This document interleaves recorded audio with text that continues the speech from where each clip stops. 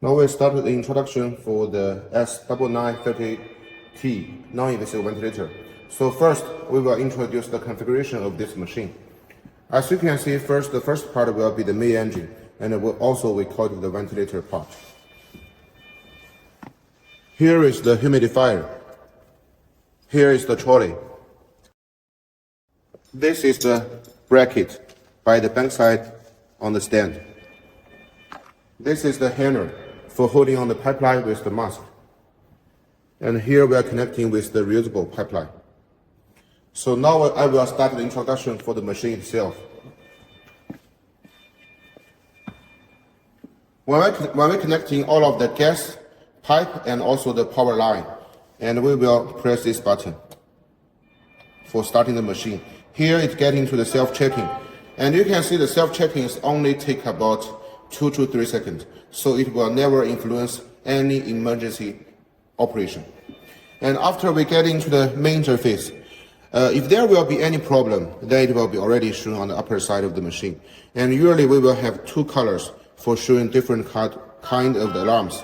The first one will be the yellow color, and the second one will be the red one, the red color. So usually if the red one and the yellow one both occurs, that means the red one will always be the first level you need to solve the problem. And for the yellow one, we will judge it. It depends on what kind of the problems. For example, now we are not connecting with the AC power, so it will show the battery activated, but it will not influence the using of the machine. And for the machine itself, actually here, now we are getting to the standby interface. And I will first introduce you about the 4 areas of our machine. The first area will be the upper side here. So we call it the alarm information monitoring area. So here I have just mentioned is for monitoring the alarm's information. And here is the ventilation mode we are choosing now. And here is the battery status by here. If we are connecting with the AC power or if we are using the battery, it will also shown by here. The second part will be the biggest part, which we also call the middle side. The middle side we call it the waveform area. So here you can see we have two waveforms to be synchronous to show on the screen. And usually it will be the flow time and also the pressure time.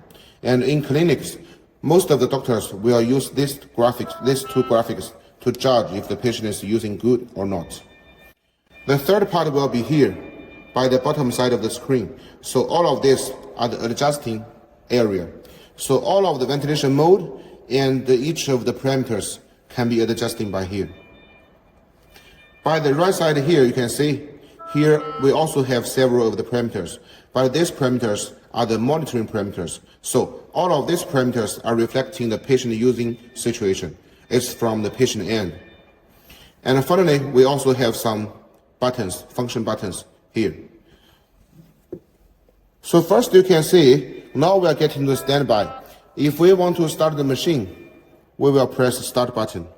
And once we press it, you can see now the gas is coming in and coming out, and the waveforms is come. Because this machine we are using the turbine inside, so actually you don't need for any of the air source. You only need to connecting with the oxygen if you want the patient to breathe in some oxygen. So the oxygen concentration can be adjusting from 21% to 100%. But even without the oxygen, you can still use the machine like this because the turbine is already inside. And once we press it again, it will immediately stop. So now the ventilation is stopped. After we are using for the patient, then we can press it again for stop the machine. And here, the first button here is for the alarm setting. For the alarm settings, we can see there are 2 columns. The first column is the alarm limit, because we know in different countries, actually the standard is different. So maybe some patient in China, we think it's okay, but maybe in your country, you need to adjusting the upper limit or maybe the lower limit. So here we can judge. We can change the FiO2. We also call it the oxygen concentration, the breathing frequency, the minute volume, and also the pressure. So for each of the items, we can change the level. And for example, here, if I change the oxygen concentration upper limit to 90, then it means if the patient oxygen concentration is less than 90, then the machine will give the alarms.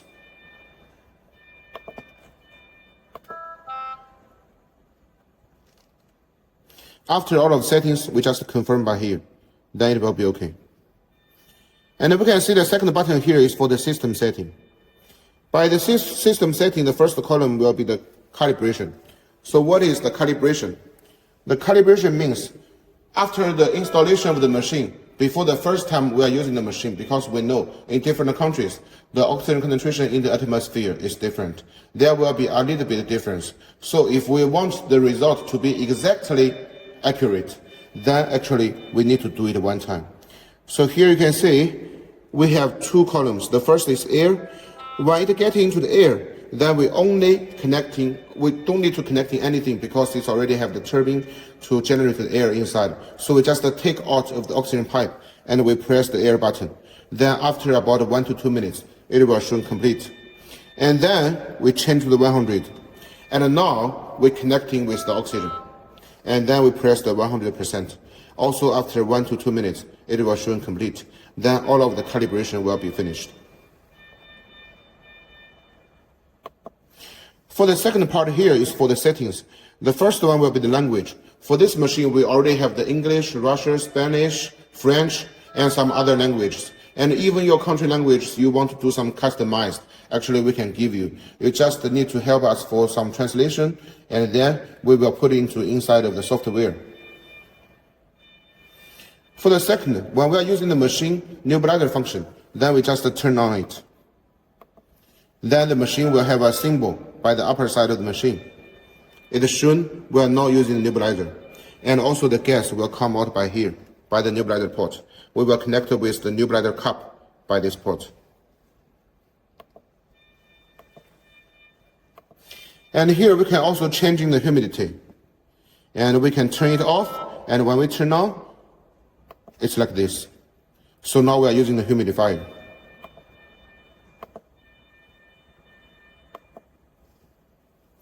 And here we have the third button. This button is a lock. Usually we know, for example, if in some emergency situation, actually the doctors and all of the nurses, they are all go out of the patient ward and just leaving the patient alone there. Then we want to prevent some wrong operations for considering the patient safety. Then we can just press this button. Once I press it, you can see all of the settings cannot be touched. So the patient will be always in safety conditions to breathe in and out the settings of the gas. If we want to change the ventilation mode, we just press here. For example, now I press it and I will use the rotate button to change the parameters. And the lowest for oxygen concentration will be 21%. And also, if I want to change the mode, I just touch it. Or sometimes, if the touch screen has problem, we can still use the rotate button to change it, like this.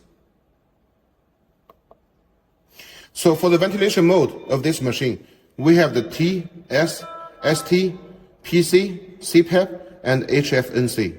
So here, the T, it means the time control. And usually T and ST we are using for the patient who has weak spontaneous breath or even has no spontaneous breath. And for the S mode, it means the spontaneous. So if the patient has spontaneous breath, then we were using the S mode. And usually if we can't judge the patient if he has a good breath or not, because they are just coming inside with very emergency conditions, then we can use the ST. The ST is usually like the AC mode. So it can automatically exchange. If the patient has spontaneous breath, it will be at S. But if testing the patient has no spontaneous breath, it will automatically change to T and for the time control. And this one is the PC mode. We call it the pressure control. And the CPAP mode is also used for the patient who has spontaneous breath. And then the last one will be the HFNC. We know some patient after the operation or something, they need the high flow of the oxygen uptake. Then we can use the HFNC part. And here we can see the settings for HFNC. We have the oxygen concentration and also we have the flow. And for the flow here, we can just turn it up. And the highest will be 80. So it can be used for neonatal and for children and also for the adult. So this is for the screen part.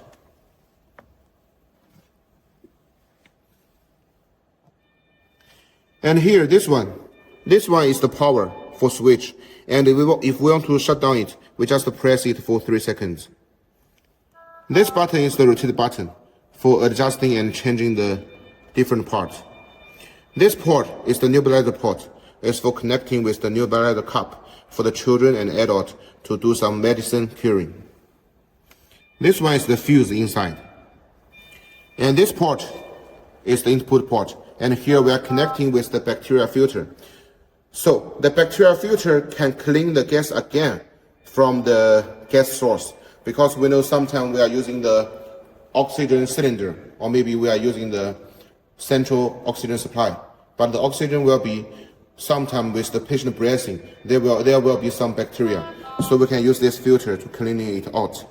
And then after the bacteria filter, we are connecting with the breathing pipe. And on one side, we're also connecting with the water trap, because the water trap can load the inside of the water. We know during the long time using of the ventilator, the patient will generate some water. So we must prevent the water to be at inside of the pipeline, or it will be breathing again by the patient and cause some dangers. So here the water trap is for loading inside of the water. And on the other side, we're connecting with the humidifier. So during the long time using, we will use our humidifier for setting the temperature. And usually we use our 2 fingers like this to setting it for adjusting. And usually we will adjust it between 2 and 3. And usually it will be around 37 degrees. So just like our normal people body temperature. So it will be the most comfortable level. But of course, you need to check about the screen to know the exact temperature. And if it's beyond 37, of course, you need to turn it lower. Inside of the water trap, and usually you can see here we have a black line. And the water getting inside will never beyond this line. Then it will be okay. Here for the trolley, you can see by the trolley actually we have 4 wheels. And the front 2 has the brakes. And like this, if I tap it down, actually the machine will be very fixed and very stable, cannot be moved. And if you want to move it again, we just turn it up like this. Then the machine can be very easy to be moving.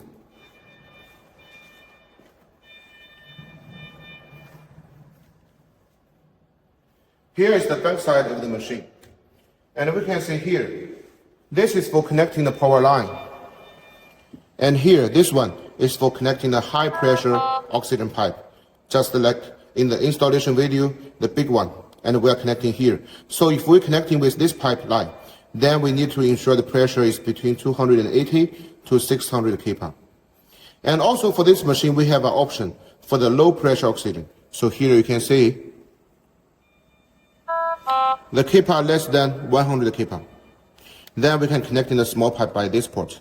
So we can also use the low pressure oxygen. And by here you can see we have several interfaces. And the first one here is for the USB. And then here is for the network. And also here is for the RS-232.